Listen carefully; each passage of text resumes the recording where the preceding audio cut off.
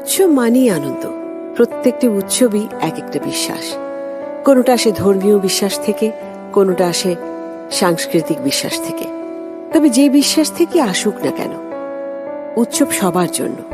ধর্ম বর্ণ নির্বিশেষে সব মানুষের প্রতিদিনের ছক বাঁধা রুটিন থেকে বেরিয়ে একটু স্বস্তির নিঃশ্বাস ফেলতেই এত সব উৎসব।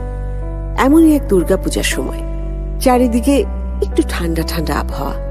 টং দোকানগুলোতে হু হু করে উঠছে গরম চায়ের ধোঁয়া। মন্দিরগুলোতে বেজেই চলেছে শাঁখ আর ঘণ্টা। মা দুর্গা যেন সেবার প্রকৃতিকে দু হাত ঠেলে বর দিয়ে জানিয়ে দিচ্ছে তার আগমনী বার্তা। অফিস, ভার্সিটি, স্কুল, কলেজ সবকিছুতেই পুজোর ছুটি। সেই ছুটিতেই দুই বন্ধু বেরিয়ে পড়েছিল এই পুজোর ছুটিকে আরো স্পেশাল করতে। তখনও তারা জানতো না তারা আসলে কিসের দিকে পা বাড়াচ্ছে, অনাকাঙ্ক্ষিত কিছুর দিকে নাকি প্রিয় কোনো অতীতের দিকে, অথবা হতে পারে দুটোই।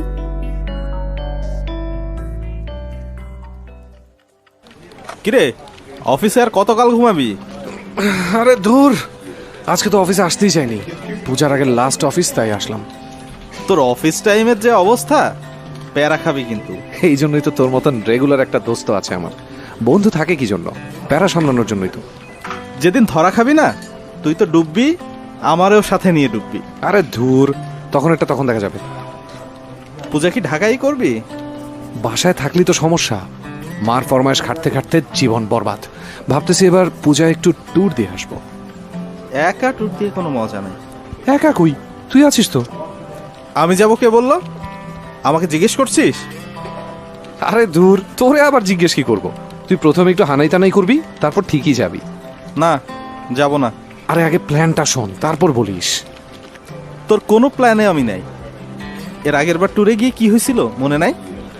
অর্ধেক রাস্তায় নেমে গেলি ট্রেন থেকে, তারপর একটা যা তাহলে। জীবনে এসব না করলে কেমনে হবে রে? অ্যাডভেঞ্চার না থাকলে জীবন হয় নাকি? তোর অ্যাডভেঞ্চার তুই তোর কাছেই রাখ, আমি এসবের মধ্যে নাই। তুই বললেও তুই আছিস, না বললেও তুই আছিস। এখন প্ল্যানটা শোন। বল। লামায় একটা রিসর্ট আছে। পাহাড়ের উপরে রিসোর্ট? না, ঠিক রিসর্ট না, একটা জমিদার বাড়ি। এখন ওটাকে গেস্ট হাউস করা হয়েছে। আর নাদান, গেস্ট হাউস আর রিসোর্টের মধ্যে অনেক পার্থক্য, বুঝলি? ওই হলো, ওই রিসর্টটা না একদম ফাঁকা থাকে, পাহাড়ের অনেক ভেতরে, তাই অনেকে জানেই না। অনেকটা পথ ট্রেকিং করে যেতে হয়। জাস্ট চিন্তা কর, পাহাড়ের মাঝে একটা জমিদার বাড়ি, শান্ত পরিবেশ, ট্রেকিং, তার উপর গিজার, এসি, খাবার দাবার সব সুবিধা সহ। আর সবচেয়ে অ্যাট্রাকটিভ বিষয় হচ্ছে জমিদার বাড়িটার ছাদ। ওই ছাদে উঠলে নাকি মেঘ ধরা যায়। ইন্টারেস্টিং তো। আচ্ছা চল যাই তাহলে। দেখেছিস, বলেছিলাম না। এখন চল, খিদা লাগছে অনেক, পেট আর তর্স হয়েছে না।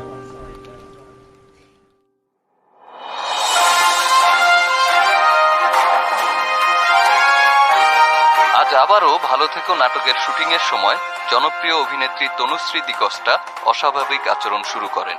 মেকআপ রুমে তিনি হঠাৎ একা একা নিজের সাথে কথা বলতে থাকেন এবং প্রোডাকশন বয় তাকে জিজ্ঞেস করলে প্রোডাকশন বয়কে ধাক্কা দিয়ে ফেলে দেন। এরপর অজ্ঞান হয়ে যান। এতে শুটিং বন্ধ হয়ে যায়। জনপ্রিয় এবং বর্তমানে সবচেয়ে সফল অভিনেত্রী হিসেবে তনুশ্রী দিকস্টাকে সবাই চেনে। গত কিছুদিন ধরে তার এমন আচরণের জন্য অনেক পরিচালকরাই বিপাকে পড়ে গেছে। শুটিং বন্ধ হয়ে যাওয়ার কারণে পরিচালকেরা তনুশ্রীকে বাদ দিয়েই কাজ চালিয়ে যাওয়ার সিদ্ধান্ত নিয়েছেন। তনুশ্রীর বিরুদ্ধে অভিযোগ আছে তিনি সেটে অতিরিক্ত পরিমাণে অ্যালকোহল পান করেন এবং তার এই অদ্ভুত আচরণের কারণ এটাও হতে পারে। তনুশ্রী দিকস্টার সাথে এখনো এ ব্যাপারে কোনো কথা বলা যায়নি। তিনি মিডিয়ার কারো সাথেই কোনো কথা বলতে চান না বলে জানিয়ে দিয়েছেন। পরবর্তী আপডেট পেতে এবিসি রেডিওর সাথে থাকুন। এসো, ঘুম কেমন হলো? কি হলো, টিভিটা অফ করে দিলে যে? না মানে এমনিতেই। তুমি বসো, আমি চা করে আনছি। ভাবছি তোমাকে নিয়ে আজ শপিং এ যাব, লাঞ্চটাও বাইরে করব।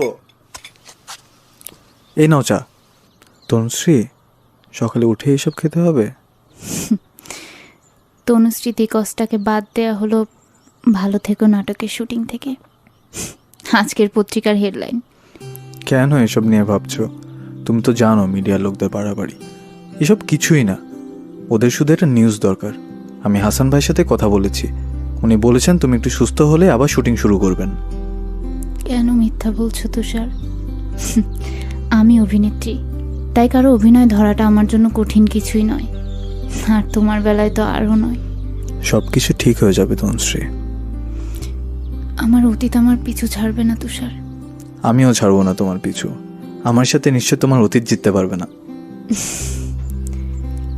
কেন আমাকে এত ভালোবাসো তুষার? আমি ডিস্ট্রয়েড। আমার বলতে আমার আর কিছুই নেই, না কোনো সুন্দর অতীত, না বর্তমান, না কোনো ভবিষ্যৎ। আমার নাম, আমার ফেম, সব কিছু আমাকে ছেড়ে চলে যাচ্ছে। তুমিও আমাকে ছেড়ে চলে যাও তুষার, প্লিজ। তোমার অতীত, বর্তমান, ভবিষ্যৎ দেখে আমি তোমাকে ভালোবাসিনি তনুশ্রী। তোমার কিছু না থাকতে পারে, কিন্তু আমার আছে। আমার যতটুকু আছে ততটুকুই তুমি। তোমাকে ছেড়ে আমি কোথাও যাব না। আমি বাঁচতে চাই তুষার, আমি একটা স্বাভাবিক জীবনযাপন করতে চাই। Please help me. I will. তোমাকে ছেড়ে আমি কোথাও যাব না, কোনোদিনও না।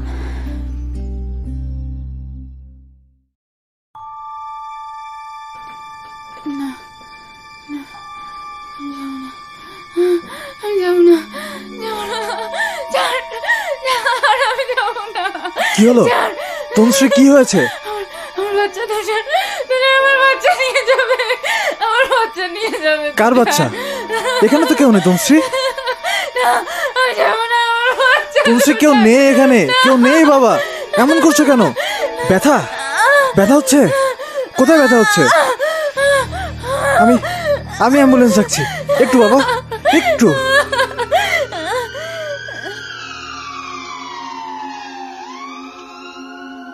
রুদ্র একটা নিউজ চ্যানেলে কাজ করে। বিশ্ববিদ্যালয় থেকে জার্নালিজম ডিপার্টমেন্ট থেকে পাশ করে এখন সে নাম করা সাংবাদিক। তাই অফিসে অনিয়ম করলেও বসেরা তাকে একরকম মাথায় তুলেই রাখে। রাজীব তার অফিসের সবচেয়ে ভালো করে, আর অফিসের বাইরে বেস্ট ফ্রেন্ড। একই শহরে আরো একটা গল্প আছে। একই শহরে কত মানুষের কত গল্প থাকে। চলতে চলতে অনেক সময় আমাদের খুব পরিচিত গল্পগুলোর সাথে আমাদের দেখা হয়ে যায়। তনুশ্রী ডিকস্টা এই শহরের খুব নামকরা অভিনেত্রী। অল্প কয়েকদিনের ক্যারিয়ারে আকাশচুম্বী সফলতা পেয়েছে তনুশ্রী, কিন্তু হঠাৎ তার জীবনে অন্ধকার নেমে আসে। কেন সে অন্ধকারে ছেয়ে যায় তনুশ্রীর জীবন, তা বাইরের কেউ জানে না। সবাই যখন তনুশ্রীর হাত ছেড়ে দিয়েছে, তখন তনুশ্রীর একমাত্র ভরসার জায়গা তুষার। তনুশ্রীর সাথে রুদ্র সম্পর্কটা শুধুই একজন সাংবাদিক আর অভিনেত্রীর, নাকি অন্য কিছু, তা আমরা গল্পের পরতে পরতে জানব। আপাতত আমাদের গল্প আমাদের এগিয়ে নিয়ে যাবে রুদ্রর অফিসে, সেখান থেকে হাসপাতালের কামরায়। রুদ্র, বল। নিউজ দেখছিস? কিসের নিউজ রে? তনুশ্রী ডিকস্টার। তনুশ্রী? হাসপাতালে ভর্তি। বস তোকে নিউজটা কভার করতে বলেছে। চল বেরোই। না, আমি যাব না। যাবি না কেন? তুই যা, সাথে অন্য কাউকে নিয়ে যা। কিন্তু তুই যাবি না কেন? এমনি আমার জাস্ট শরীরটা ভালো লাগছে না, আমি বাসায় যাব, তুই যা। আরে আরে রুদ্র, শোন।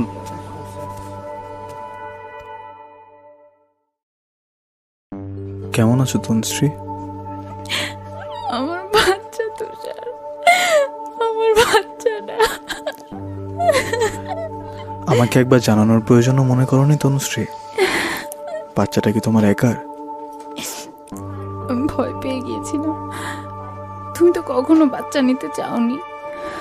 তুমি যদি আমাকে ছেড়ে চলে যেতে। তুমি কি পাগল হয়ে গেছো তনুশ্রী? আমি কেন বাচ্চা নিতে চাইনি তুমি জানো না? তনুশ্রী, তোমার কমপ্লিকেশনস আছে, ডক্টর আগেই বলেছিল। আমি তাই কখনো বাচ্চা নিতে চাইনি। আমার কাছে তোমার চেয়ে ইম্পর্টেন্ট আর কিছুই নেই।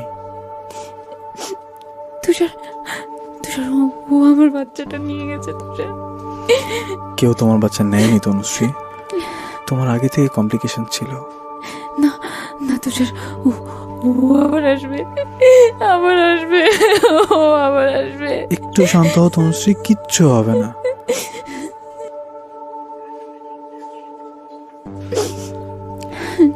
আসবো? কে আপনি? জি, আমি একটু তনুশ্রী ডিকস্টার সাথে কথা বলবো। এই ছোট্ট একটা ইন্টারভিউ।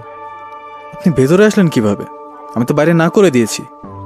আমি জানি উনি এখন কথা বলতে চান না, কিন্তু মানুষ যারা তাকে ভালোবাসে, তার ভক্ত, তারা জানতে চায়। আপনাদের কি কোনো কমন সেন্স নাই নাকি? একটা অসুস্থ মানুষ হসপিটালাইজড, তার ইন্টারভিউ নিতে চলে এলেন। আপনি এখন আসুন প্লিজ, ও কারোর সাথে কথা বলবে না। কে এসেছিল তুষার?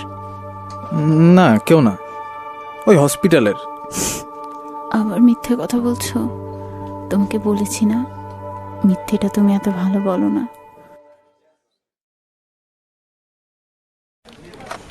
কিরে, তোর ট্যুরের কি হলো? ক্যান্সেল করে দিয়েছিস?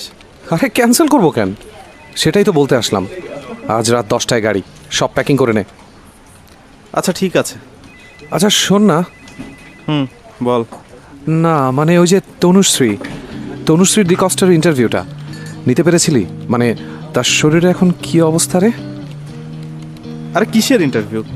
3 ঘন্টা বসে থেকে যুদ্ধ করে ভেতরে গেলাম। তার হাজবেন্ড তো কোনো কথাই বলতে দিল না। হাজব্যান্ড? ও আচ্ছা, কি বললো সে? কি আর বলবে, তবে মনে হলো তনুশ্রীকে ভীষণ ভালোবাসে।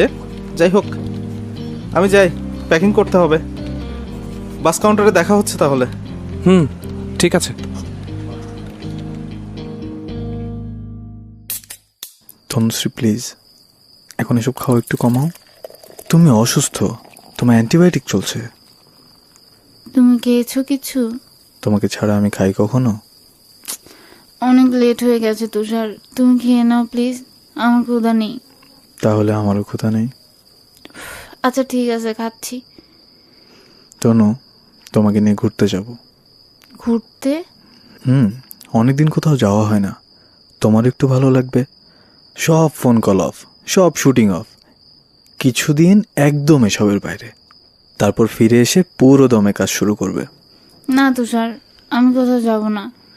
যেখানে যাব সেখানেই মিডিয়া, হাজার হাজার প্রশ্ন। আমার এসব ভালো লাগছে না। আমি জানি তনু, তাই তো একটা জায়গা বের করেছি, একদম শান্ত, কোনো কোলাহল নেই, কোনো নেটওয়ার্কও নেই। মিডিয়া তো থাকলো দূরের কথা। এমন জায়গা আবার কোথায় পেলে? সেলিব্রিটি বউ থাকলে এইসব খোঁজ রাখতে হয়। আমরা কাল রাতেই রওনা দেব। কিন্তু জায়গাটা কোথায় বলবে তো? লামা। রাজীব আর রুদ্র পৌঁছে গেছে লামায়। পাহাড়ের ওপর বিশাল জমিদার বাড়ির এপার থেকে ওপার দেখা যায় না। মাঝখানে একটা পুকুর, পাড়ও বাঁধানো। পাহাড়ের মাঝখানে এমন একটা জমিদার বাড়ি কল্পনা করা যায় না। তবে রুদ্র একটু বাড়িয়ে চড়িয়ে বলেছিল বটে। বাথরুম আছে বটে, তবে গিজার নেই। গরম পানি বলতে এখানে পাতিলে চড়িয়ে পানি গরম করে দেয়া হয়। খাবার বলতে এখানকার লোকাল খাবার দাবার, তবে ছাদ থেকে আসলেই মেঘ ধরা যায়। এই একটা সত্যের জন্য সেই যাত্রায় রাজীবের বেদম মারের হাত থেকে বেঁচে গেল রুদ্র। পাহাড়ে অনেক দূরে ট্রেকিং করে উঠতে হয়। উঠেই বিশাল গেট, গেটের সামনে বড় করে লেখা রানী মায়াবতী কেল্লা। রানী মায়াবতী কেল্লায় ঢুকেই দুই বন্ধু কাউকেই দেখতে পেল না। হঠাৎ চাদর গায়ে মোড়ানো একজন বয়স্ক লোক তাদের সামনে এসে দাঁড়ায়।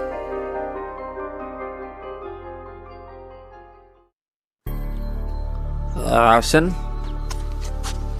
জি, আমরা। কি রে, সে আমাদের সুটকেস নিয়ে হাঁটা দিল, কিছু বলেও না। আমি কিন্তু কোনো ঝামেলার মধ্যে পড়তে চাই না। আরে কোনো ঝামেলা নেই, এখানেই থাকে হয়তো। চল বসেন।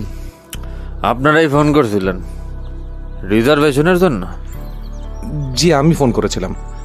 এখানের ম্যানেজার মনে হয়। আমি এখানকার ম্যানেজার, আমি সব দেখাশোনা করি। আমার সাথে কথা হয়েছে। ও আচ্ছা, কিন্তু আর কাউকে তো দেখছি না। মানে কোনো বয়? কইলাম তো, এখানে আমি সব। এই জায়গার নাম বেশি কেউ জানে না, লোকজন আসে না। এই বছরে 2-1 তাই বেশি লোকজন রাখিনি। থাকার মধ্যে আমি আর আমার মাইয়া ওইখানে রান্না বান্নার কাজ করে। যাই হোক, আপনাদের রুম দেখা দিই। গরম পানি করতে দিতেছি, গোসল টোসল কইরা নেন। জি চলেন। আপনারা ছাড়া এখানে কেউ নেই, তো কাল 2 জন আইব। এই সিজনে আপনারা 4 জনই। যাক, একেবারে একা অশান্ত আত্মার মতো ঘোরার চেয়ে দুজন আসলে কিছুটা কোম্পানি হবে। এইটা আপনাদের ঘর, আমি এই গরম পানির ব্যবস্থা করতেছি। জি, আচ্ছা এটা রাখেন। এইখানে রিজার্ভেশনে যত টাকা দিয়েছেন এটার বাইরে আর কিছু দিতে হইব না। আসি।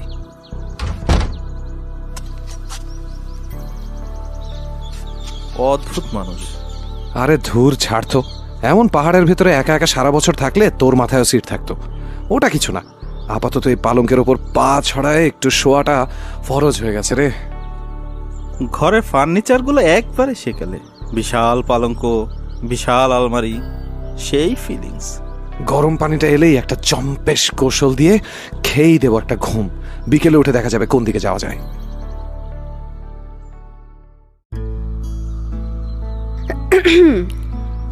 জি, আপনি? আপনাদের গরম পানিটা। ও হ্যাঁ হ্যাঁ, গোসলটা সেরে নিচে আসেন, আপনাদের খাওয়ার ব্যবস্থা করা হয়েছে। হ্যাঁ আমরা আসছি। আলাদা করে কিছু খেতে চাইলে আগেই বলে দেবেন, ব্যবস্থা করা হবে। আপাতত ছোট মাছের তরকারি, মুরগি আর ডাল করা হয়েছে। না না, খাওয়া দাওয়া নিয়ে কোনো সমস্যা নেই, একটা কিছু হলেই হলো। বাবা বললেন আপনারা সপ্তাহখানিক থাকবেন, এর মধ্যে কোনো কাপড় চোপড় ধোয়ার প্রয়োজন হলে অবশ্যই বলবেন। না, তার দরকার হবে না, আমরা কাপড় চোপড় সেভাবেই নিয়ে এসেছি। বাথরুমে তোয়ালে, সাবান, শ্যাম্পু সবকিছুই দেয়া আছে। তারপর যদি কোনো কিছুর দরকার হয় তাহলে কলিং বেলে চাপ দেবেন। আচ্ছা ঠিক আছে। গোসল করে খাওয়া দাওয়া শেষ করে দুই বন্ধু বিছানায় গা এলিয়ে দিল। সারা দিনের ক্লান্তি, জার্নি আর ট্রেকিং এ শরীর বেশ ক্লান্ত হয়ে গেছে। বিছানায় যাওয়ার সাথে সাথে কখন যে ঘুমিয়ে গেছে নিজেরাও জানে না। উঠে দেখে চারদিক অন্ধকার হয়ে গেছে। ঘড়িতে সময় রাত 8টা। এত গভীর ঘুম তারা কবে ঘুমিয়েছিল নিজেরাও জানে না। এখানে ইলেকট্রিসিটি আছে কি না এই কথাটা আগে রুদ্র কিংবা রাজীব কারো মাথায় আসেনি। সন্ধ্যায় উঠেই যখন দেখে চারদিক ঘুটঘুটে অন্ধকার, তখন বুঝতে পারে এখানে ইলেকট্রিসিটি নেই। সন্ধ্যা নামলে কেল্লাটা একেবারে অন্যরকম দেখায়। দিনে যে কেল্লা তারা দেখেছিল তা যেন অন্য এক কেল্লা। এখানকার দিনের আর রাতের রূপ একেবারেই আলাদা। ব্যাগ থেকে টর্চটা বের করে বাইরে বেরোতেই কানে এলো পূজার শব্দ।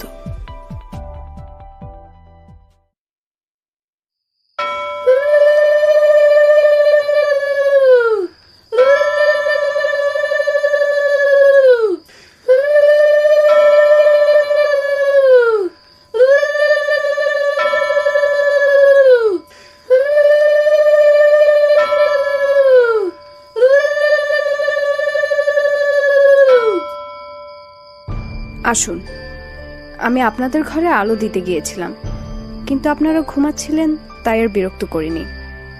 আমি এক্ষুনি আলো দিয়ে দিচ্ছি। মানে কি, এখানে ইলেকট্রিসিটি নেই? ইলেকট্রিসিটি আছে, কিন্তু আপনাদের শহরের মতো না, বেশিরভাগ সময়ই থাকে না। তবে এখানে অনেক ঠান্ডা বাতাস, তাই ইলেকট্রিসিটি না থাকলেও সমস্যা হবে না। ঠিক আছে, সমস্যা নেই, আমরা ছাদে গিয়ে বসছি, আপনি ঘরে আলো দিয়ে আসুন। ছাদে তো... ছাদে কি? ছাদে কোনো সমস্যা আছে? না, সমস্যা নেই, তবে রাত্রে না যাওয়াই ভালো। ছাদে অনেক ঠান্ডা বাতাস আর মশাটাও একটু বেশি। না সমস্যা নেই, আমরা সাথে করে অডোমাস নিয়ে এসেছি। ঠিক আছে।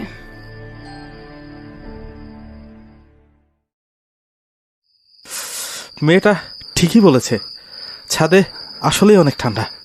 ঠান্ডাটা কিন্তু সুন্দর, ঠান্ডাটা ফিল কর। আচ্ছা ওইদিকে তাকা, টাইলস দিয়ে বাঁধানো, ওটা কি? দেখে তো কবর মনে হচ্ছে, কিন্তু এমন খোলা জায়গায় কবর থাকবে কেন?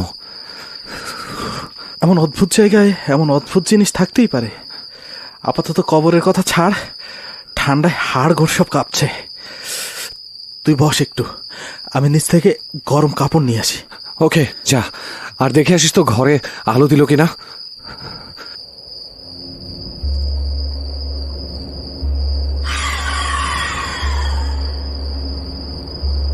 রাজীব আসলি?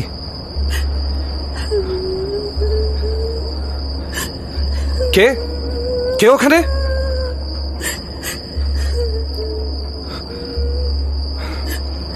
কি রে রুদ্র, তুই কার সাথে কথা বলছিস? না মানে কারো সাথে না। তুই শীতের কাপড় আনলি? শীতের কাপড় তো এনেছি, কিন্তু তুই এমন ঘামছিস কেন? না এমনি, চল তো নিচে যাই, আমার শরীরটা ভালো লাগছে না। হঠাৎ কি হলো তোর? আরে না, কিছু না। ঘরে আলো দিয়েছে? হ্যাঁ দিয়েছে, চল নিচে চল।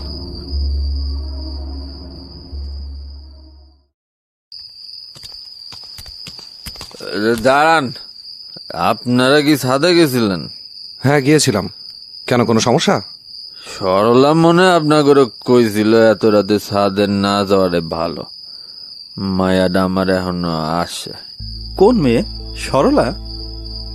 না না, মানে কেউ না, এই অপরিচিত জায়গা, রাত বেরোতে বাইরে না থাকে ভালো। এই আপনারা ঘরে যান। দাঁড়ান দাঁড়ান, আপনি কার যেন আসার কথা বললেন? নিচে আপনাকে খাবার দেওয়া হয়েছে, খাইয়া ঘরে চলে যান। আরে কিছু না বলেই চলে গেল। এই লোকের মাথায় আসলেই ডিস্টার্ব আছে। কি রে রুদ্র, তোর আবার কি হলো? অমন মূর্তির মতো দাঁড়িয়ে আছিস কেন? হুম, না কিছু না, চল। গত রাতে জম্পেশ ঘুম হলেও আজ রাতে ঘুম হলো না রুদ্রর। ছাদ থেকে আসার পর কেমন একটা অস্থিরতা কাজ করছে তার ভেতরে। ছাদে সে কিছু দেখেছে কি, নাকি পুরোটাই হ্যালুসিনেশন ছিল, সে নিজেও বুঝতে পারছে না। অতি প্রাকৃত কোনো কিছুতেই বিশ্বাস করে না রুদ্র। ছাদের ব্যাপারটাকেও সে মাথায় নিত না, কিন্তু রমেশের কথা শুনে রুদ্রের বারবারই মনে হচ্ছে সামথিং ইজ রং। তাছাড়া এমন খোলা জায়গায় কবরটা দেখেও খটকা লাগছে রুদ্রর। রাজীব প্রচন্ড ভীতু। এসবের আন্দাজ পেলে এই মুহূর্তে ব্যাগ ট্যাগ গুছিয়ে রওনা দেবে, তাই রাজীবকেও এই ব্যাপারে কিছু বলা যাচ্ছে না। যেহেতু এখানে আসা মাত্র একদিন হয়েছে, তাই আপাতত চুপচাপ থাকাই বুদ্ধিমানের কাজ বলে মনে করল রুদ্র। কিন্তু কৌতূহল প্রবণতা রুদ্রকে অশান্ত করে তুলেছে। সে মনে মনে ভাবল এই রহস্য উন্মোচন না করা পর্যন্ত এখান থেকে ফিরে যাবে না।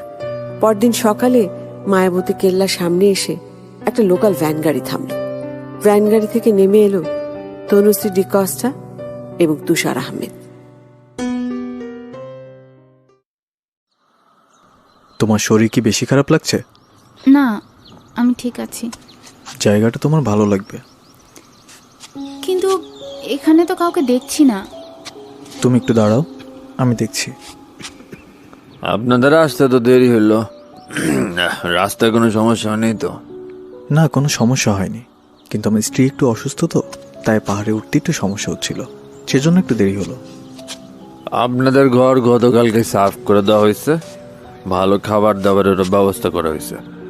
আপনাদের জন্য বহুত বড় জায়গা থেকে ফোন আইছিল, কমিশনার সাহেব নিজে ফোন করছিল। আপনারা মনে হয় বিরাট মানুষ।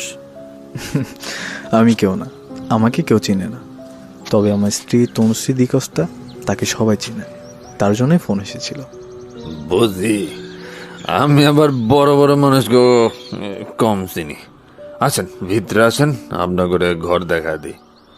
এইখানে আমার সাধ্য যতটুক সেবা আমি করবো। এই যে 2 তলা, এইটার উপরে আপনাকে ঘর খোলাই আছে। আপনারা যান, আমি ওই গরম পানির ব্যবস্থা করতেছি।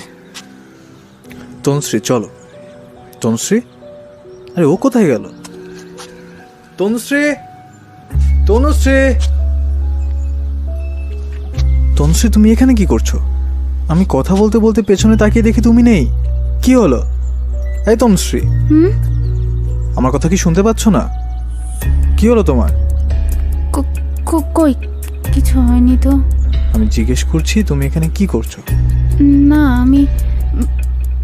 আমার শরীরটা ভালো লাগছে না তুষার, আমার খুব ক্লান্ত লাগছে, আমি একটু ঘুমাবো।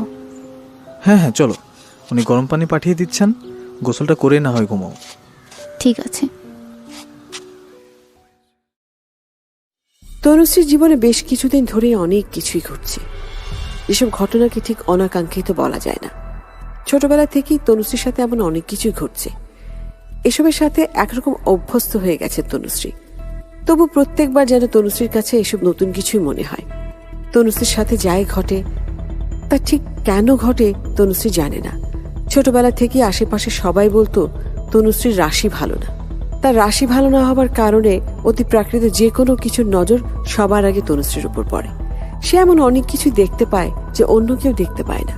কিন্তু এসব কথায় কখনোই কান দেয়নি তনুশ্রী। প্যারানর্মাল বিষয়গুলো তার কাছে সবসময় মানুষের বানানো গল্প বলে মনে হয়েছে। কিন্তু যখন সত্যিই তনুশ্রী এমন অনেক কিছুই দেখে যা আর অন্য কেউ দেখে না, তখন তনুশ্রী না পারে নিজের চোখকে বিশ্বাস করতে, আর না পারে তার আশেপাশের মানুষের কথাকে মিথ্যে বলে উড়িয়ে দিতে। এছাড়া ছোটবেলা থেকেই তনুশ্রী নিজেকে কখনো একা মনে করেনি। তার সবসময় মনে হতো তার সাথে কেউ আছে। সে মাঝে মাঝে দেখতেও পায় একটা কালো ছায়া। কে সেই কালো ছায়া? কেন থাকে তনুশ্রীর সাথে? কেন শুধু তনুশ্রী দেখতে পায়, তার খুব কাছের মানুষটিও দেখতে পায় না? এর কারণ তনুশ্রী অনেক চেষ্টা করে খুঁজে পায়নি। নিজেকে অনেকবার বোঝানোর চেষ্টা করেছে সে, যা দেখছে তার সবই তার কল্পনা, হ্যালুসিনেশন। কিন্তু তার জীবনে এমন ঘটনা আছে যার জন্য সে এটাকে হ্যালুসিনেশন বলতে পারে না। একটা অনিশ্চিত জীবন নিয়ে প্রত্যেক মুহূর্তে নিজের সাথে যুদ্ধ করে চলে তনুশ্রী ডিকস্টা। মায়াবতী কেল্লায় পা দিয়েই তনুশ্রীর খুব অদ্ভুত একটা অনুভূতি হলো, আর এই অনুভূতির সাথে তনুশ্রীর আগেও পরিচয় হয়েছে। তনুশ্রীর যখনই এমন কিছুর অনুভব হয়, তখনই সে বুঝতে পারে তার আশেপাশে খারাপ কিছু হতে চলেছে।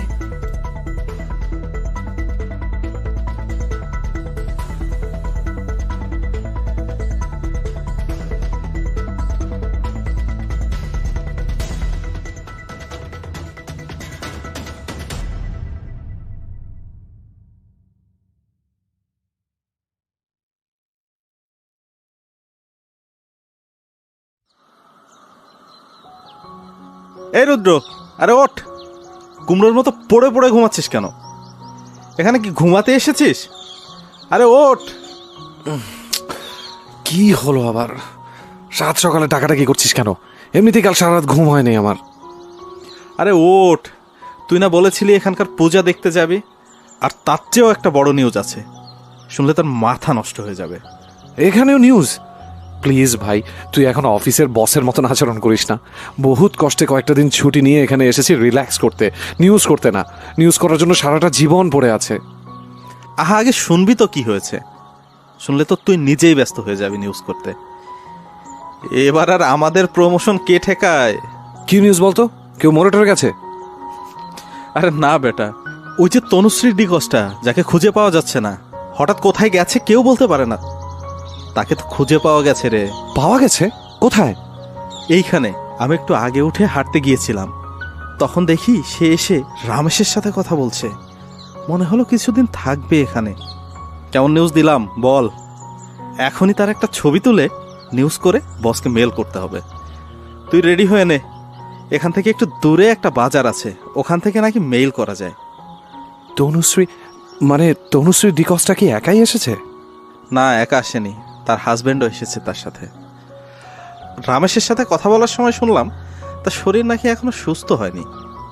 আচ্ছা শোন, আমি না বলা পর্যন্ত তনুশ্রীর কোনো ছবি তুলবি না বা কোনো নিউজ করবি না। কাউকে কিচ্ছু বলার দরকার নেই। কিন্তু কেন? তোর মাথা কি ঠিক আছে? এ নিউজ দিতে পারলে কি হবে জানিস?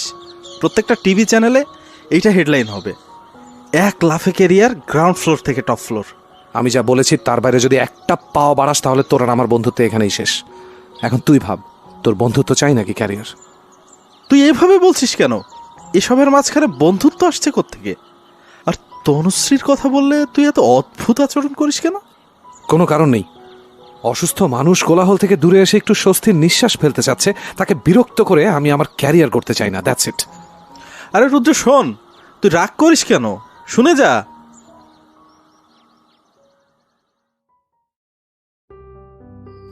তনুশ্রী, তনুশ্রী, ঘুম শেষ হলো? কটা বাজে? 7টা বাজে। তোমার শরীর কি একটু ভালো লাগছে? এখন একটু ভালো। নিচে খাবার দিয়েছে, চলো একটু খেয়ে এসো। আমার নিচে যেতে ইচ্ছে করছে না তুষার, তুমি একটু খাবারটা উপরে দিয়ে যেতে বলো। খাবার তো উপরে দিয়ে যাওয়ার মতো কেউ নেই এখানে। এখানে খুব একটা মানুষজন আসে না, তাই বয়টয়ও নেই। ওই যে সকালে বুড়ো লোকটাকে দেখলে, সে আর তার মেয়েই পুরোটা দেখাশোনা করে এখানে। উনি কয়েকবার এসেছিলেন, বলে গেছেন নিচে হলরুমে খাবার ব্যবস্থা করা আছে, ওখান থেকে খেয়ে আসতে হবে। তুমি ঘুমোচ্ছিলে তাই আর তোমাকে ডাকিনি। আচ্ছা ঠিক আছে, তাহলে তুমি নিচে গিয়ে খেয়ে এসো, আসবার সময় আমার খাবারটা নিয়ে এসো। তোমাকে ছাড়া আমি খাই না তনু, আমি দুজনের খাবারই উপরে নিয়ে আসছি। এত অন্ধকার কেন তুষার? সকালে রামেশবাবু বলল না এখানে ইলেকট্রিসিটি তেমন একটা থাকে না, ওনার মেয়ে এসে মোম আর প্রদীপ জ্বালিয়ে দিয়ে গেছে। তুমি উঠে ফ্রেশ হয়ে নাও, আমি খাবার নিয়ে আসছি। ঠিক আছে।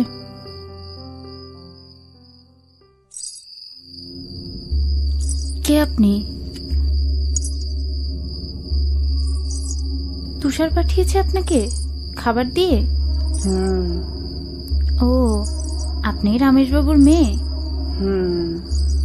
তাহলে তুমি করেই বলছি। কি যেন নাম বললো রামেশবাবু তোমার? সরলা, তাই না? না। তাহলে মায়া।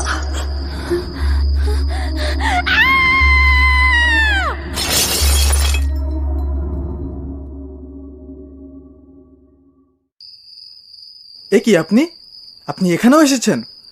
আপনি না এসেছিলেন হসপিটালে তনুশ্রীর ইন্টারভিউ নিতে, ঠিক? পেছনে পেছনে এখানেও চলে এসেছেন। আপনাদের জন্য কি কোথাও গিয়ে শান্তি পাবো না? না মানে আমি, দেখুন আমার স্ত্রী খুব অসুস্থ, ওর সুস্থ হওয়াটা আপনাদের জন্য জরুরি না হলেও আমার জন্য খুব জরুরি। দয়া করে ডিস্টার্ব করবেন না। না না, আপনি আপনি ভুল করছেন। আমরা এখানে কোনো নিউজ করতে আসিনি। আমরা একটা পুজোর ছুটিতে এসেছি। আমরা আরও একদিন আগেই এসেছি এখানে। আপনারা এখানে আসবেন আমরা আগে থেকে জানতাম না। ও আচ্ছা, আই এম সরি। আসলে কয়েকদিন ধরে মিডিয়ার লোকেরা এত বিরক্ত করছেন যে তাদের যন্ত্রণায় ওকে আমি এখানে নিয়ে এসেছি। বাই দ্য ওয়ে, আমি তুষার। আমি রুদ্র, আর ও আমার বন্ধু রাজীব। আমরা দুজনেই একটা নিউজ চ্যানেলে আছি। পুজোর ছুটিতে ভাবলাম কোলাহল থেকে একটু দূরে আসি, তাই এখানে আসা। Nice to meet you. Nice to meet you too. বসুন না, একসাথেই খাওয়া দাওয়া করি। মিসেস তনুশ্রী এলেন না? না, ওর শরীরটা ভালো না, আমি খাবারটা উপরে নিয়ে যাচ্ছি। কাল সকালের ব্রেকফাস্টটা না হয় একসাথে করব। কিন্তু আপনাদেরকে একটা রিকোয়েস্ট, প্লিজ আপনারা ওকে বলবেন না যে আপনারা জার্নালিস্ট, বা ওকে কোনো প্রশ্ন করবেন না। আমরা এমন কিছুই করব না।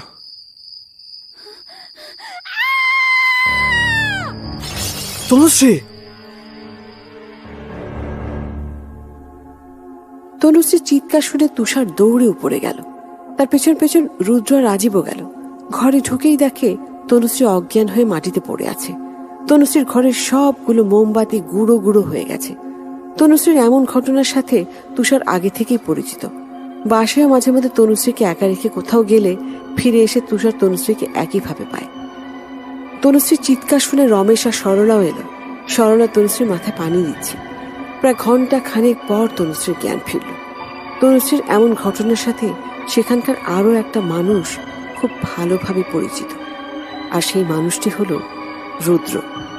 মানুষের জীবন অনেকটা পৃথিবী আর সূর্যের মতো, একই ঘটনাকে ঘিরে একই কক্ষপথে ঘুরতে থাকে। তনুশ্রীর এমন ঘটনার সাথে রুদ্র কিভাবে পরিচিত, সেই অধ্যায়ে আমরাও ঢুকবো গল্পের পরের দৃশ্যে।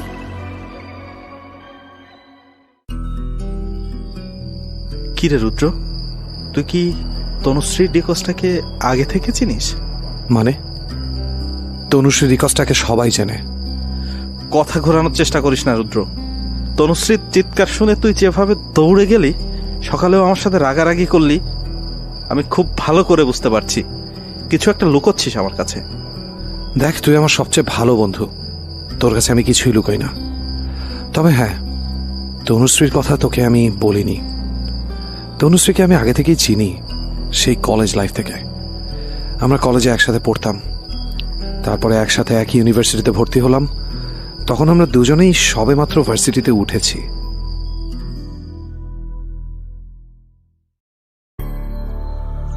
আচ্ছা তনু, তুই তো আমার অনেক ভালো একজন বন্ধু। সেই কলেজ থেকে একসাথে আমরা। তোকে একটা কথা জিজ্ঞেস করব? কর। তুই মাঝে মধ্যেই আনমনা হয়ে যাস।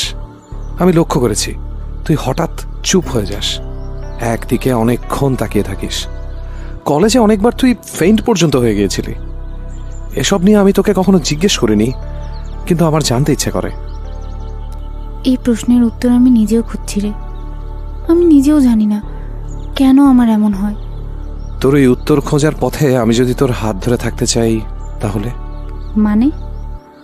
মানে আমি তোকে পছন্দ করি না, মানে ঠিক পছন্দ না। আমি জানি না তুই আমার কথা কিভাবে নিবি, কিন্তু তনুশ্রী, আমি তোর হাতটা সারা জীবনের জন্য ধরে রাখতে চাই, শক্ত করে।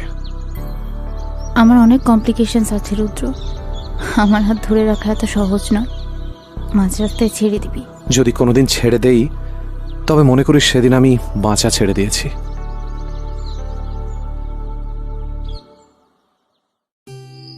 তারপর তারপর আর কি, না আমি নিজেকে চিনতে পেরেছি, না তনুশ্রীকে। সম্পর্কটা একসময় খণ্ড খণ্ড হয়ে গেল বলে ভুল হবে, আমিই করেছি। তনুশ্রীকে আমি আসলে বোঝার চেষ্টা করিনি। সে সময় খুব বেপরোয়াভাবে চলতাম তো।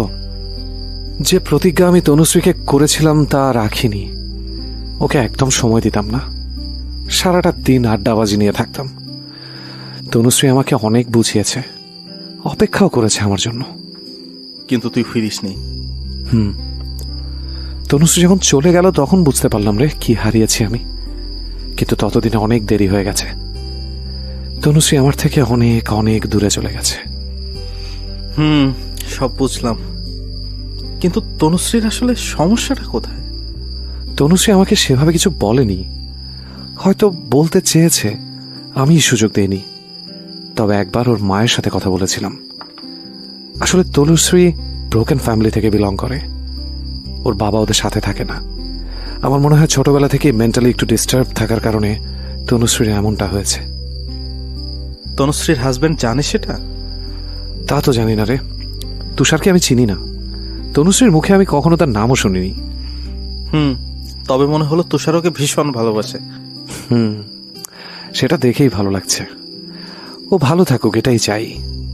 যে কষ্ট আমি ওকে দিয়েছি সেই কষ্ট যেন আর না পায়। আর আমার নিজের শাস্তি হিসেবে আমি তো চলছি নিজের ভেতরে ভেতরে। তনুশ্রীর সামনে আমি আর যাব না। কাল সকালে উঠেই এখান থেকে চলে যাব। চলে যাব মানে? আমি কি করব? আমি কি হাওয়ায় ভেসে আসছি? আরে না, তুই পূজাটা দেখেই আয়, এত দূর এসেছিস। এই বন্ধু তুই আমার, একসাথে এসে এখন ফেলে রেখে যাচ্ছিস। আচ্ছা আচ্ছা ঠিক আছে, তুইও যাস আমার সাথে। রুদ্র, তুই কি কিছু শুনতে পাচ্ছিস? পাচ্ছি। ওই সরলা হয়তো। সরলা কখনোই এত রাতে ছাদে আসবে না। আসতেও তো পারে।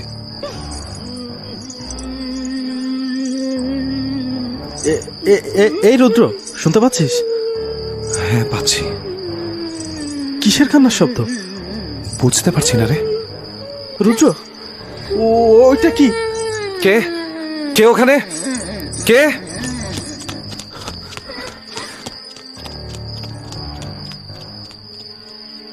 রুদ্র, রুদ্র দাঁড়া, ওর পেছনে যাস না।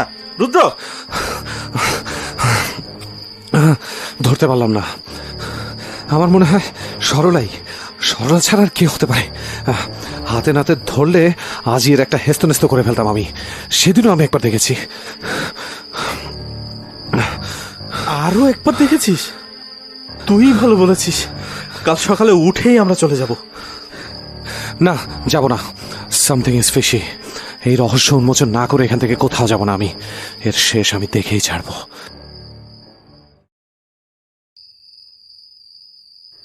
বাবা, বাবা। সরলা, কি রে এত রাতে জানলার বাইরে দাঁড়িয়ে কি করতেছিস? এই কোনো সমস্যা? একটু আসো না বাবা। এত রাইতে কই যাবি? আসো না আমার সাথে বাবা, আসো। কারা? আলোটা নিয়ে আসি। লাগবে না বাবা, আলো লাগবে না, আলো অসহ্য লাগে। আলো অসহ্য লাগে? কে কে এরা? আসো বাবা, আসো। তুই তুই আবার আইছিস? কয়দিন ধরে মানুষে খালি চালাইতেছিস, কেন এমন করতেছিস? বাপে আর কত মাফ চামো তোর কাছে? এবার মানে মাফ করে দে। যা যা, এখান থেকে যা, চলে যা, তুই যা। আমি কই যাব বাবা? আমার লাশটা তো ঠিক মতো সৎকার করো নাই, আমি তো শান্তি পাচ্ছি না বাবা। তুমি চলো, চলো আমার সাথে। স্যার, স্যার, স্যার, আমারে স্যার, রে বাবা, বাবা কি হলো? দিদি তুই? সরলা, আমাকে প্রতিশোধ নিতে দে, আমি কাউকে শান্তিতে থাকতে দেব না। তুই বাবার সাথে এমন করিস না দিদি, তুই চলে যা। না, আমি যাব না, আমি যাব না। আমার জন্য চলে যা দিদি, বাবা ছাড়া আমার কেউ নাই। তুই বাবার সাথে এমন করিস না, এখানে নতুন নতুন মানুষ আসছে, তারা তো ভয় পায়। তুই চলে যা দিদি, তুই চলে যা। আমি এখান থেকে কোথাও যাব না, ওদেরকে বল চলে যেতে, আমার বিরক্ত লাগে।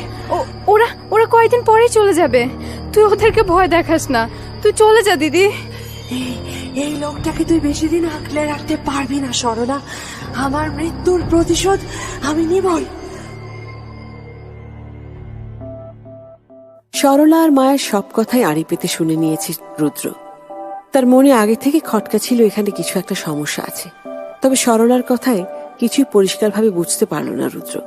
রমেশ আর সরলা এমন কি রহস্য লুকিয়ে রেখেছে যা আর কেউ জানে না। আর রমেশ তো বলেছিল তার একটাই মেয়ে, তার নাম সরলা। তাহলে সরলা দিদি ডাকছে কাকে? কে সে?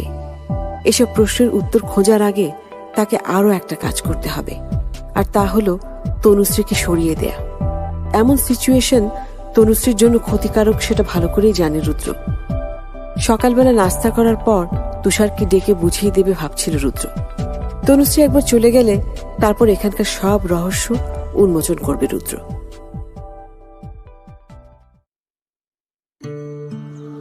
গুড মর্নিং রুদ্র, আপনার বন্ধুকে দেখছি না।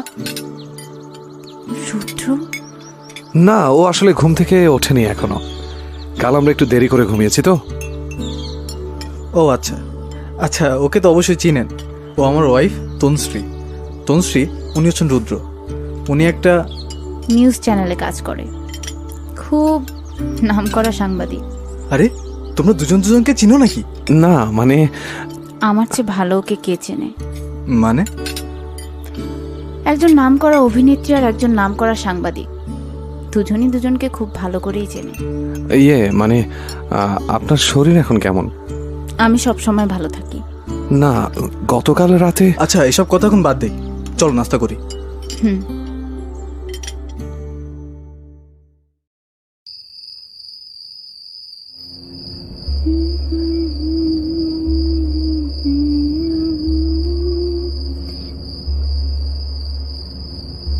কে কে ওখানে? কে কাঁদছে? আমি মায়া। মায়া? কোন মায়া? এখানে কি চাও? প্রতিশোধ চাই, আমার প্রতিশোধ না নিলে আমি শান্তি পাবো না। আমি শান্তি চাই, আমি মুক্তি চাই। কি হয়েছে তোমার? কে তুমি? আমি মায়া, সরলা দিদি। আমার লাশটার সৎকার করেনি, ওই যে ওইখানে পুঁতে রেখেছে। কে রেখেছে? আর কেনই বা রেখেছে? বাবা রেখেছে। তোমার বাবা? কিন্তু কেন? সে কেন এমন করবে? কি হলো মায়া? কথা বলছো না যে? মায়া, মায়া। তনু, আপনি আপনি এখানে কেন এসেছেন? আর আমাকে তনু কেন ডাকছেন? আমি তনুশ্রী ডিকস্টা। আমাকে তনু বলে ডাকার অধিকার একমাত্র তুষারের, আর কারো না। ও হ্যাঁ, আমি ভুলে গিয়েছিলাম মিসেস তনুশ্রী ডিকস্টা। আমি এখানে শুধু বলতে এসেছি আপনি যত তাড়াতাড়ি সম্ভব এখান থেকে চলে যান। এই জায়গাটা আপনার জন্য ঠিক নয়। কোনটা ঠিক আর কোনটা ঠিক নয় সেটা আমি ডিসাইড করব। আপনার সেসব না ভাবলেও চলবে। তনুশ্রী শোনো, তনুশ্রী, আমাকেই সবকিছু ঠিক করতে হবে।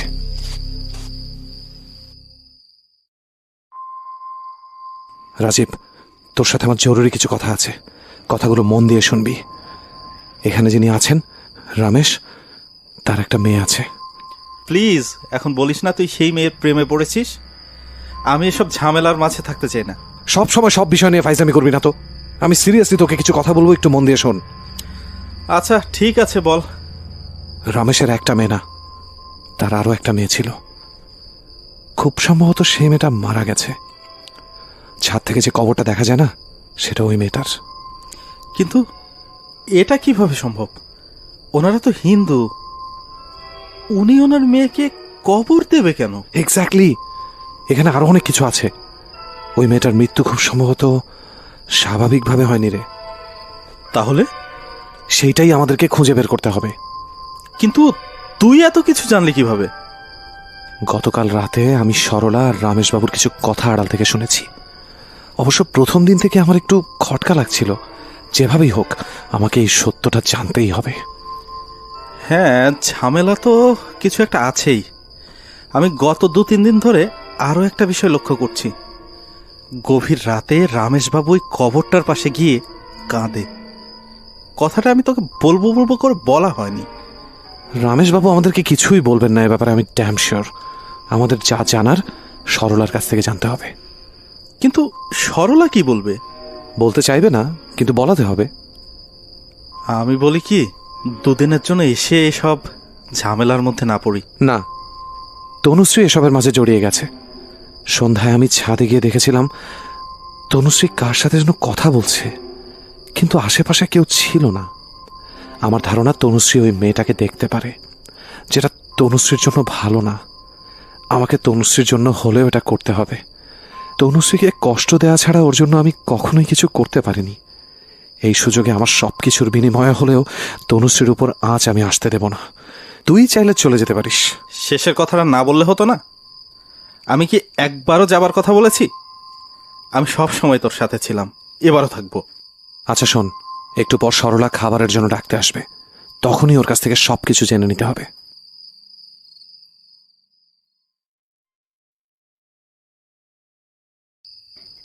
আপনাদের খাবার দেয়া হয়েছে, নিচে এসে খেয়ে নিন। সরলা, 1 মিনিট, আপনার সাথে আমার কিছু কথা আছে। জি বলুন। আপনার কি কোনো বড় বোন ছিল? আপনাকে কে বলেছে? ছিল কিনা সেটা বলুন, কোনো কিছু লুকানোর চেষ্টা করবেন না।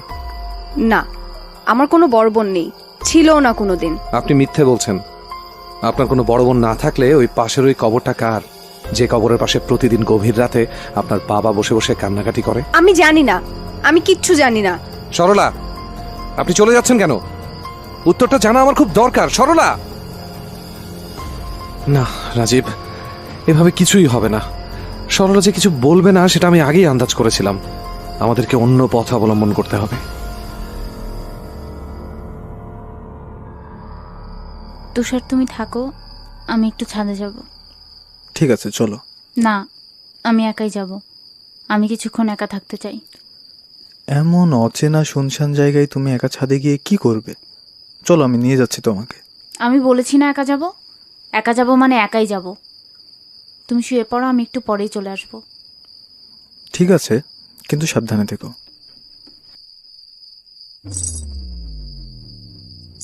মায়া, তুমি এসছো? আমি জানি এখানে এলে আমি তোমাকে পাবো। আমি তোমার হেল্প করতে চাই মায়া। তুমি আমাকে বলো তোমার গল্প। হ্যাঁ তনুশ্রী, আমি তোমাকে আমার গল্প বলবো। শুধু তুমি আমাকে শুনতে পারো, তুমি আমার কথা বুঝতে পারো। আমি মুক্তি চাই, আমাকে একটু সাহায্য করো। হ্যাঁ বলো, আমি শুনতে এসেছি। আমার বাবা, তার মদের নেশা আমাদের পরিবারকে ধ্বংস করে দিয়েছে। আমার মা অনেক চেষ্টা করেছিল থামানো, কিন্তু একদিন মাও চলে গেল। মা চলে যাবার পর বাবার নেশা আরো বেড়ে যায়। একদিন টাকার জন্য এখানে আসা কিছু লোকের কাছে বাবা আমাকে বিক্রি করে দেয়। একটা সময় গিয়ে আমি আর সহ্য করতে পারিনি। বাবাকে জানালাম যে এসব আমি আর করতে পারবো না, কিন্তু বাবা আমাকে জোর করলেন। একদিন রাতে সেই লোকগুলোর সাথে আমার ভীষণ ঝামেলা হলো। আমি বললাম বাইরে গিয়ে আমি তাদের এসব কর্মকাণ্ডের কথা সবাইকে বলে দিব। আর তখনই ওরা আমাকে আমার বাবার সামনে খুন করে। আমার বাবা শুধুমাত্র টাকার জন্য ওদেরকে কিচ্ছু বলে না। আমার বাবা তখন নেশাগ্রস্ত ছিল, তার সামনে আমার লাশটাকে টুকরো টুকরো করে ওরা। বাবা তখনও কিছু বলেনি। ওদের সবাইকে আমি এক এক করে খুন করেছি। এখন শুধু বাকি আছে আমার বাবা। তাহলে তুমি তোমার প্রতিশোধ নিচ্ছ না কেন? ভালোবাসার কাছে আমি খুব অসহায়। তুমি কি বলতে চাইছো তোমার ওই বাবাকে তুমি এখনো ভালোবাসো? অমন একটা লোককে ভালোবাসা যায় না। সরলাই আমার দুর্বলতা। মা চলে যাবার পর ওকে আমি সবসময় আগলে রেখেছি। আমি যখনই প্রতিশোধ নিতে চাই আমার পথে বাধা হয়ে দাঁড়ায় সরলা। এখন তুমি কি করতে চাও? আমি কি করতে পারি তোমার জন্য? তুমি তুমি আমার কাছে কি সাহায্য চাইছো? আমার হয়ে আমার প্রতিশোধটা তুমিই নেবে, একমাত্র তুমিই পারবে। অমন একটা লোকের বাবা হওয়া তো দূরের কথা, তার বেঁচে থাকারও কোনো অধিকার নেই। তোমার প্রতিশোধ আমি নেব মায়া। সত্য কোনোদিন ঢেকে রাখা যায় না। সত্যের উচ্চতা মিথ্যের চেয়ে অনেক বেশি। সময় এবং সত্য একই মুদ্রার এপিঠ ওপিঠ। সময়ের সাথে সাথে সত্য সামনে আসবেই। মিথ্যে দিয়ে সত্যকে কখনো ঢাকা যায় না। রমেশ যতই তার মেয়ের মৃতদেহকে মাটি চাপা দিক, সত্যকে মাটি চাপা দিতে পারেনি। তনুশ্রী আর মায়ের কথা দরজার আড়াল থেকে পুরোটাই শুনেছে রুদ্র এবং রাজীব। পুরো ব্যাপারটা এখন তাদের কাছে পানির মতো সহজ হয়ে গেছে। তবে এও বোঝা যাচ্ছে তনুশ্রী যেদিকে পা বাড়াচ্ছে সেখান থেকে তনুশ্রী আর কোনোদিনও ফিরতে পারবে না। রুদ্র নিজের চোখের সামনে তনুশ্রীকে এভাবে শেষ হতে দিতে পারে না। এই মুহূর্তে সবকিছু তুষারকে জানানো সবচেয়ে ভালো সিদ্ধান্ত বলে মনে হয় রুদ্রের। সে সময় এবং সুযোগ খুঁজতে থাকে তুষারের সাথে কথা বলার। তুষার সারাক্ষণ তনুশ্রীকে নিয়ে ব্যস্ত থাকে। আজকাল তনুশ্রী একটু আনমনা হয়ে যাওয়ার কারণে তুষার এক মুহূর্তের জন্য তার কাছ থেকে আলাদা হয় না। কিন্তু পরদিন দুপুরেই তুষারের সাথে কথা বলার সুযোগ হলো রুদ্রর।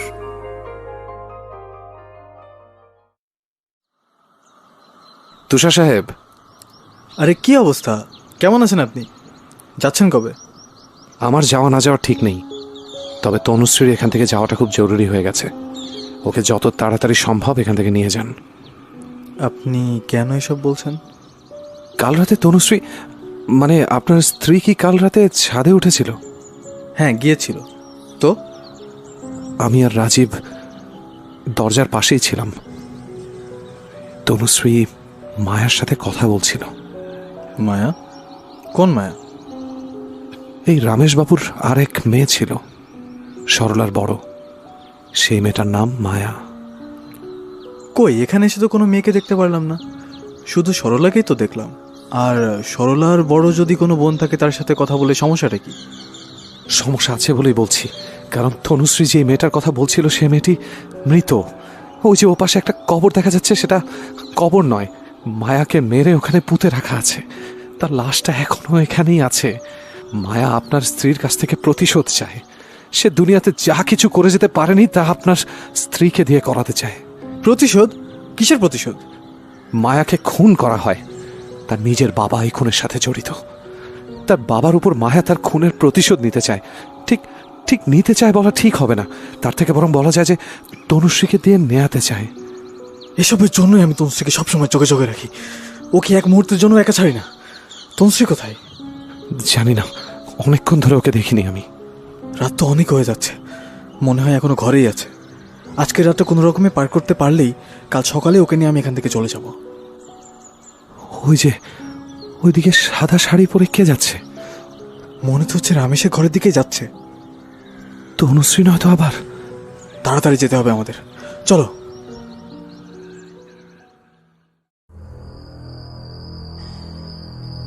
বাবা, ওঠো, চলো আমার সাথে। আমি তোমাকে নিয়ে যেতে এসেছি, এসো। কে? মায়া, তুই আবার এসছিস? আমি যাব না। সরলা কোথায়? সরলা আর আসবে না। তুমি চলো আমার সাথে, আমি তোমাকে নিয়ে যাবই। তোমার বেঁচে থাকার কোনো অধিকার নেই, চলো আমার সাথে।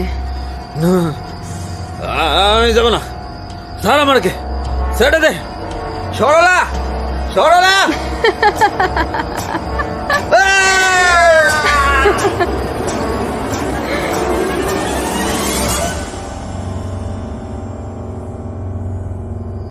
তনুশ্রী, এটা তুমি কি করলে? মিলে ফেললে? আমি তোমাকে আগেই বলেছিলাম তনুশ্রী, যত দ্রুত সম্ভব এখান থেকে চলে যেতে। এখন কি হবে? এখান থেকে তুমি আর বের হতে পারবে না তনুশ্রী। কি হলো তনুশ্রী? তুমি কথা বলছো না কেন আমাদের সাথে? কিছু তো বলো। তুষার, তনুশ্রী, তুমি এখানে? তুমি রমেশ বাবুকে খুন করনি তাহলে? তাহলে এটা কি? মায়া? না দিদি না, আমি। সরলা, তুমি? এটা তুমি কি করলে? আমার দিদি আমার কাছে আমার মায়ের থেকেও বেশি ছিল। ওই লোকটা সবসময় বলেছে দিদি নাকি ছাদ থেকে পড়ে মারা গিয়েছে, কিন্তু মিথ্যে। এতগুলো বছর আমি এই মিথ্যে নিয়ে বেঁচেছিলাম, কিন্তু আপনার সাথে আমি সব জানতে পারলাম। ওর বাবা হবার কোনো অধিকার নেই। আমার দিদি আমার জন্য তার প্রতিশোধ নিতে পারেনি, আর আমি যদি এটা না করতাম তাহলে তনুশ্রী করত। আমি সেটা চাইনি। আমাদের এই জটিলতার মধ্যে কেন শুধু শুধু একটা নির্দোষ মানুষকে জড়াবো? তাই বলে তুমি? আমি পুলিশকে সব জানিয়েছি। পুলিশ হয়তো আসছে। যাবার আগে আমার একটা শেষ ইচ্ছে আছে। আমার দিদির লাশটা ওখানে পুঁতে রাখা আছে। তোমরা তার লাশটা তোলার ব্যবস্থা করো, লাশটা সৎকার করার ব্যবস্থা করো। এতেই হয়তো আমার দিদি মুক্তি পাবে।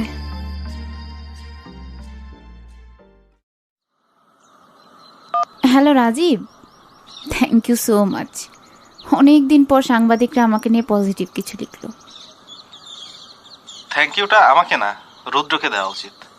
নিউজটা আমি করিনি, রুদ্র করেছে। আপনার বন্ধুর জন্য অনেক শুভকামনা রইল।